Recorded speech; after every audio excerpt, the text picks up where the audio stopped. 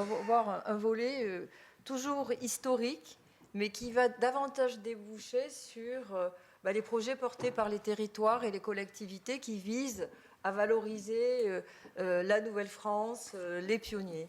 Voilà, et donc nous allons accueillir Patrick, je te laisse continuer. Donc Monsieur Gaillard, Florent Gaillard, qui va nous raconter le partenariat noué entre les États-Unis, entre la ville de New York et la ville d'Angoulême, autour du personnage de Giovanni Verrazzano, qui est donc le premier Européen à avoir exploré au nom du roi de France la côte atlantique de l'Amérique du Nord et le premier précisément à avoir baptisé Nouvelle-France ces territoires. Donc Monsieur Gaillard est directeur des archives municipales d'Angoulême et également donc, du musée du papier. Donc vous êtes juriste et historien et vous enseignez également et vous avez la parole pour 20 minutes. Merci. Et si New York s'appelait Angoulême? Mythe ou réalité, tant de siècles d'oubli. Pourtant, cette authentique histoire révélée voilà 75 ans attache à jamais l'Angoulême française à la New York américaine. Elle demeure le lien le plus ancien entre ces deux pays. 1524, 500 ans d'histoire célébrée, voilà quelques mois, d'Angoulême à New York, en passant par le Havre ou Dieppe. Extraordinaire anniversaire qui nous plonge dans une autre page de la navigation transatlantique, celle de la première Nouvelle-France, de la Francescane, découverte et baptisée par Verrazzano. Angoulême et New York, deux villes, deux destins que tout oppose et que l'histoire va rassembler.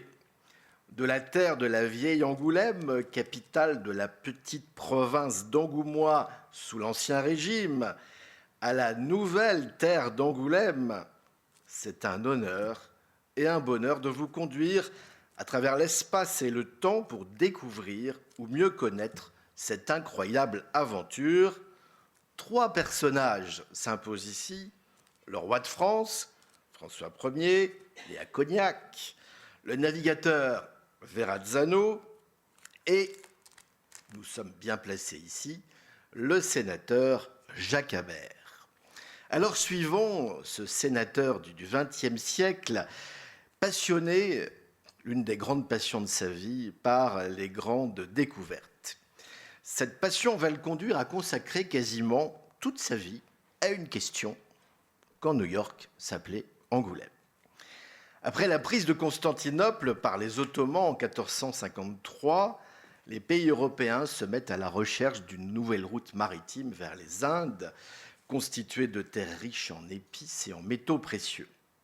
Les motivations qui poussent les Européens à exploiter de nouvelles routes maritimes et de nouveaux territoires peuvent se diviser en trois grandes catégories, économiques, religieuses et politiques. En 1492, missionné par les Espagnols, Christophe Colomb découvre très à l'ouest dans l'Atlantique des îles qu'il croit être à proximité de l'Asie, mais qui sont en réalité l'archipel des Bahamas et Cuba. Quelques années plus tard, Vasco de Gama gagne les Indes en contournant l'Afrique par le sud. En 1522, un des bateaux de l'expédition, commandé par Magellan, est de retour en Espagne et apporte la preuve qu'il est possible de faire le tour de la Terre par voie maritime. Ces expéditions ouvriront de nouvelles voies, mais feront également découvrir de nouvelles terres, de nouvelles richesses, de nouvelles cultures, à l'origine des premiers empires coloniaux et commerciaux. En quelques décennies, la représentation au monde des Européens est profondément bouleversée. Afin de concurrencer ses voisins sur les mers, le roi de France, François Ier, va envoyer en 1523 le navigateur Verrazzano chercher un passage plus rapide pour rejoindre les Indes. Il ne souhaite pas que les Espagnols et les Portugais puissent se partager le Nouveau Monde. Le roi de France Ne dira-t-il pas « Le soleil, lui, pour moi, comme pour les autres », où j'aimerais bien connaître la clause du testament d'Adam qui m'exclut du partage du monde. Pour s'imposer face à Charles Quint, il choisit aussi l'alliance avec Soliman le Magnifique, mais il choisira également Verrazzano. Alors Verrazzano, c'est lui qui va entreprendre cette recherche qui, en cas d'issue positif, ferait gagner sur un plan international tout le retard pris par la France dans les grandes découvertes.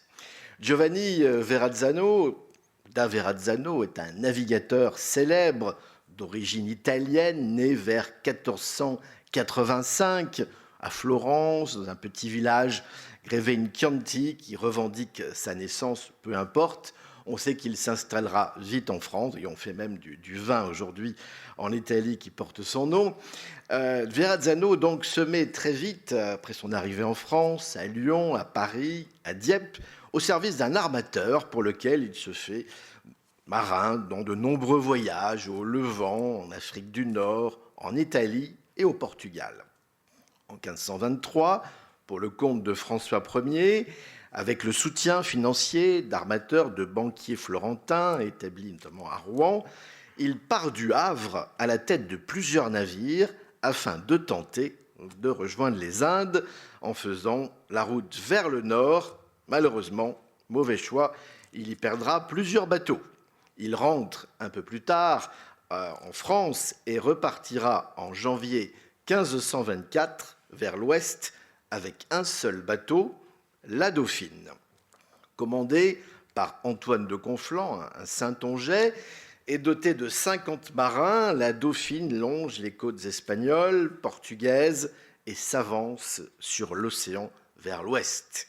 Après 50 jours de mer, la caravelle atteint le Cap Fer, en Caroline du Nord, aujourd'hui au début du mois de mars 1524. Verrazzano ne s'aventure pas plus au sud, où sont déjà implantés les Espagnols, mais décide de faire route vers le nord, où ses côtes sont encore inexploitées. Le long des rives de l'Amérique, il découvre des sites, recherche toujours le passage recherché vers les Indes, sans le découvrir, vous le savez. Il note dans son carnet ses différents débarquements, la rencontre avec les autochtones, vêtus de fourrure et de plumes aux couleurs variées. Il décrit pour la première fois une partie des côtes de l'Amérique du Nord et leur attribue des noms en lien avec la France. Ainsi, il sera le premier à parler de Nouvelle-France, Nova Gallia ou de Francescane. C'est au cours d'une escale, le 17 avril 1524, sous le charme du paysage environnant, qu'il va nommer terre d'Angoulême, le site de l'actuel New York, en hommage à François Ier, qui fut, comme vous le savez, le dernier comte d'Angoulême, puisqu'il transforma ensuite le comté en duché pour sa mère. Verrazzano écrira dans son rapport « Nous trouvâmes un endroit fort agréable, situé entre deux petites collines. Au milieu y coule une très grande rivière qui vient se jeter dans la mer. Le voyage se poursuivra jusqu'à la pointe orientale de l'île de Terre-Neuve. » À son retour à Dieppe, en juillet 1524, le roi François Ier revendique ces terres découvertes dans le Nouveau Monde sous le nom de Nouvelle-France, mais point de passage vers les Indes découvertes. Verrazzano entreprendra 2 autres voyages vers les Amériques. En 1527, il commande une flotte de navires lors d'une expédition vers le Brésil. Au dernier périple commence en 1528, lorsqu'il part de Dieppe en compagnie de son frère Girolamo, le cartographe. La flotte navigue jusqu'en Floride, dans les Bahamas, avant d'atteindre les Petites Antilles. Verrazzano jette l'ancre sur l'une de ces îles. Une fois débarqué, il est capturé, tué et, selon la tradition, dévoré par des anthropophages en 1528. L'histoire semble mal se terminer. Mais revenons au voyage de 1524. Le navigateur Verrazzano va entreprendre, en lien avec son frère Girolamo, de donner des noms aux lieux découverts en lien avec la famille de son commanditaire. Ainsi, le site de New York est-il baptisé Terre d'Angoulême en hommage au roi qui, je cite Verrazzano, portait ce nom dans une fortune moindre. On sait que François Ier, dont vous découvrez ici bien sûr le buste par le grand sculpteur chinois Li Hongbo que nous avons exposé il y a quelques années à Angoulême, appartenait à cette lignée des Valois-Angoulême qui régnera sur la France jusqu'au roi Henri III. Ne parlait-on pas d'ailleurs couramment de François d'Angoulême avant son accession au trône?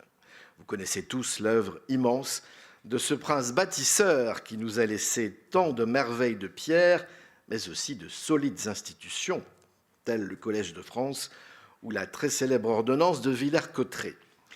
Quant à la baie de New York, Verrazzano, c'est moins connu, baptise Sainte Marguerite, cet espace, en hommage à la sœur du roi, Marguerite d'Angoulême, duchesse d'Alençon, puis reine de Navarre, princesse louée pour sa vertu par Verrazzano, femme de lettres, protectrice des arts, chantée ainsi par Marot, corps féminin, cœur d'homme et tête d'ange. Au cœur de cette baie se dresse, vous le savez bien aujourd'hui, la fameuse statue de la liberté offerte par la France au XIXe siècle. Mais Verrazzano n'oublie pas la troisième personne de cette royale trinité. Ainsi, une île dénommée aujourd'hui Block Island est en hommage baptisée à Louise de Savoie. Elle deviendra l'île Louise. Louise de Savoie, vous savez, duchesse d'Angoulême, mère de François Ier et de Marguerite, 2 fois régente, femme de culture et d'art, dont la belle devise était « Libris et liberis » pour les livres et pour les enfants. À la suite, on voit ici Louise de Savoie, du voyage de Verrazzano et des travaux, bien sûr, de cartographie de son frère notamment, des cartes vont être imprimées, des globes gravés faisant apparaître ces découvertes. Et vous apercevez bien sûr ici Angoulême très présent. Mais pourquoi cette histoire a-t-elle été totalement oubliée si longtemps? Au retour de Verrazzano, qui rentre bredouille en 1524 sans avoir trouvé le fameux passage vers les Indes, François Ier se trouve engagé peu à peu dans la guerre qui va entraîner l'année suivante à Pavie son arrestation par son pire ennemi, Charles Quint. Verrazzano, vous le savez, meurt, lui, 3 ans plus tard, en 1528. Point d'occupation sur place, point de colonisation. Simplement un nom dans un rapport et sur une carte. En 1534, François Ier envoie, on voit ici, un autre navigateur, Jacques Cartier, plus au nord cette fois, à la recherche du fameux passage introuvable. C'est le début d'une nouvelle aventure, une nouvelle France plus au nord. On oubliera la terre d'Angoulême, non occupée, et toujours habitée par ses autochtones. En 1609, vous connaissez l'histoire, Henry Hudson arrive sur le site de New York pour le compte des Hollandais, qui vont y installer ensuite la célèbre Nouvelle Amsterdam. En 1664, un peu plus tard, ce sont les Anglais, on voit ici le duc d'York, qui reprennent le flambeau. La Nouvelle Amsterdam devient la Nouvelle York. À la fin du XVIIIe siècle, alors que la France apporte son soutien à l'indépendance des États-Unis d'Amérique, New York perdurera. La terre d'Angoulême est bien oubliée pour plusieurs siècles, même si certains Italiens revendiquent la découverte de New York par Verrazzano et non par Hudson. Il faudra attendre la seconde moitié du XXe siècle pour que New York retrouve son histoire par l'intermédiaire d'un jeune professeur passionné, Jacques Habert. Jacques Habert, né en 1919, décédé en 2012, est un personnage passionnant. Officier engagé volontaire dans l'aviation pendant la Seconde Guerre mondiale, ancien résistant, professeur d'histoire au lycée français de New York, et vous avez ici l'ancien lycée français de New York, à partir de 1947, et ensuite sénateur des Français de l'étranger, notamment d'Amérique. Jacques Habert, passionné par l'histoire de la navigation et des grandes découvertes, va avoir accès à des sources nouvellement communicables aux États-Unis. Ainsi, il découvrira à New York, à la Morgan Library, une copie du rapport de Verrazzano à François Ier qui atteste de son voyage, ainsi que de différents noms attribués aux terres découvertes. Le rapport au roi, ayant disparu des archives françaises, dans sa version originale, cette copie se révèle extrêmement précieuse. Quelle importance les copies, puisque Verrazzano avait pris soin d'en rédiger plusieurs destinés aux cofinanceurs de son expédition. Ce manuscrit se trouve aujourd'hui à New York. Il a longtemps été conservé à Rome, où il avait été acheté par JP Morgan au début du XXe siècle. Ainsi, le plus ancien document relatif à New York allait être conservé dans cette cité américaine. Jacques Habert exploitera à merveille ce manuscrit, trésor de la Morgan, rédigera une thèse de doctorat, et vous apercevez bien sûr Columbia University à l'écran, dont l'une des finalités premières était de faire connaître au monde un fait totalement oublié, la présence, la commande du roi de France de cette expédition, et aussi bien sûr le baptême de ce nom de terre d'Angoulême. Oui, vous voyez ici la thèse de Jacques Habert. La terre d'Angoulême figurait bien sur les cartes durant 80 ans, jusqu'au début du XVIIe siècle, et tout le monde l'avait également oublié. Le manuscrit de Verrazzano, étudié par Habert, fit dans le microcosme des historiens américains et new-yorkais l'effet d'une bombe. Malgré l'évidence, les sources, le rapport au roi, les cartes, beaucoup refusaient d'y croire. Mais une thèse de Columbia est difficile à remettre en cause. Habert commença alors à faire partager sa découverte. En 1950, première grande victoire, et vous avez ici le fameux manuscrit de la Morgan, en 1950, première grande victoire, une plaque rédigée sur une plaque de bronze, rédigée par le sénateur Habert, qui rappelle cette histoire, est posée sur les quais de la French Line. Notre président de la République d'alors, le président Auriol, viendra même découvrir cette plaque lors de sa visite à New York. Première grande victoire pour Jacques Habert, une reconnaissance à New York. Elle est aujourd'hui, cette plaque, conservée au consulat de France, vous la verrez dans l'entrée. En 1952, le maire d'Angoulême est informé par son homologue new-yorkais, Impellitteri, que New York s'est appelé Angoulême. Imaginez la stupeur du maire d'Angoulême et des Angoumoisins. Il convient évidemment de fêter tout cela. Le maire d'Angoulême peut alors se rendre à New York et dans tout le pays. Vous avez ici son programme exceptionnel, 1 mois d'accueil comme une star finalement à New York, accueil chaleureux aussi bien sûr et solennel pour le maire d'Angoulême et qui aboutit à l'inauguration de la statue de Verrazzano à Battery Park en novembre 1952. Le maire d'Angoulême a tout prévu. Un coffret contenant de la terre d'Angoulême est même placé sous la statue de Verrazzano qui va être inaugurée pour l'occasion. Les maires des deux villes, Impellitteri et Baudrin, célèbrent ici par cette poignée de main historique l'œuvre de Jacques Habert, l'histoire retrouvée de leurs deux cités, deuxième victoire pour Jacques Habert. En 1964, lorsqu'est inauguré le plus long pont suspendu du monde, alors il a été dépassé depuis, Habert, en lien avec le sénateur Rockefeller, obtient que ce pont porte le nom de Verrazzano. Troisième victoire pour notre historien devenu sénateur. Jacques Habert va alors sillonner l'Amérique et présenter des centaines de conférences, mais aussi en Europe, en France, à Angoulême, où il est bien sûr accueilli comme un ami. Angoulême, à partir de ce moment-là, se mit un peu à l'heure américaine. En 1956, sur l'influence bien sûr du sénateur Habert, une place est baptisée place New York. En 1964, dans le prolongement du premier, ce sont les jardins Kennedy, autour du château royal des Valois, la mairie d'Angoulême aujourd'hui. L'amitié franco-américaine se développe, visite d'ambassadeurs, des conférences, toujours Jacques Habert. C'est ainsi que j'ai eu la chance et l'honneur de le connaître lorsque j'étais enfant. Angoulême devient la ville de la BD en 1974. Commence ce soir notre grand festival annuel.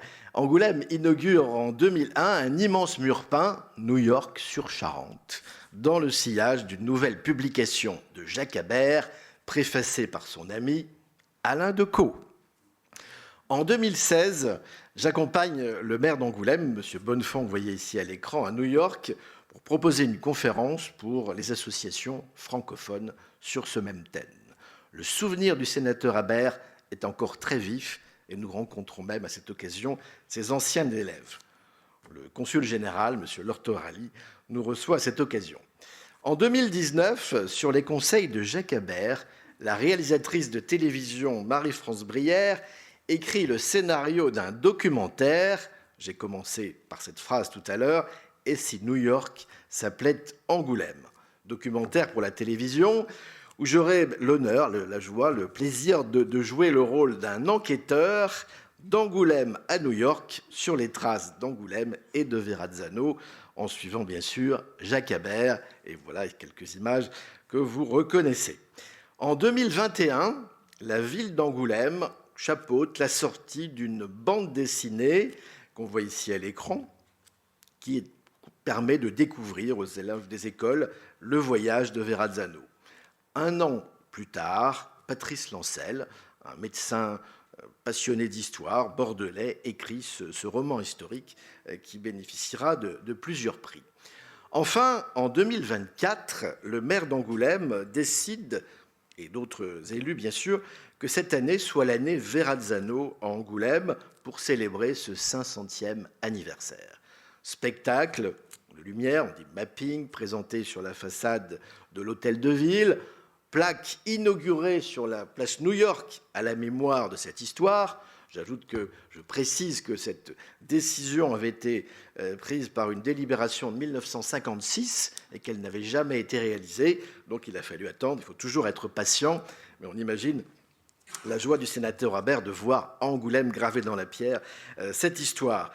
Mais aussi, bien sûr, ici, PEAC, parcours éducatif, artistique et culturel, dans les écoles, à Angoulême, avec les scolaires qui découvrent cette histoire, l'histoire de la Nouvelle-France, des grandes découvertes, des autochtones, quelque chose d'absolument passionnant. Des visites guidées aussi pour les enfants, à la recherche de la famille des Voiles Angoulême, de Verrazzano, mais aussi, et vous allez voir, c'est assez drôle, concours d'affiches proposés aux enfants des collèges d'Angoulême et de New York, qui ont concouru également à l'exposition. Et puis, eh bien, dans notre bon service d'archives, une exposition qui a eu un grand succès avec d'innombrables conférences sur cette histoire qui attache Angoulême et New York, plus bien sûr rediffusion aussi du téléfilm de Marie-France Brière. Vous pouvez reconnaître votre serviteur ici avec la célèbre réalisatrice en compagnie de Dominique Besnéard, qui est un des fidèles de notre festival du film francophone d'Angoulême. Et puis, le 17 avril 2024, jour anniversaire, d'après la tradition, de l'arrivée de Verrazzano dans la baie de New York, voyage de notre maire d'Angoulême, vous voyez ici aux côtés d'Édouard Philippe, le maire du Havre, puisque vous savez que le bateau était parti du Havre, et de plusieurs maires de petites communautés italiennes qui revendiquent bien sûr l'attachement à l'origine de Verrazzano. Voyage à New York et puis cérémonie en présence de la gouverneure générale de l'État de New York pour marquer le 500e anniversaire de cet événement. Un timbre sera même imprimé quelques jours plus tard. Vous le voyez, la terre d'Angoulême, exhumée et ressuscitée par le travail et le charisme du sénateur Habert, retrouve alors sa place dans l'histoire de New York. Alors les disciples du sénateur Habert, attachés à la vérité historique, peuvent rentrer heureux. La terre d'Angoulême est bien gravée dans le marbre à Battery Park, au pied de la statue de Verrazzano. Jacques Habert a bien mérité de la patrie, aussi dans ce palais qu'il a fréquenté de 1969 à 1998. Eh bien, honneur et salut pour ce grand illuminateur de la terre d'Angoulême, qu'il fut et qu'il demeure pour toujours. Merci.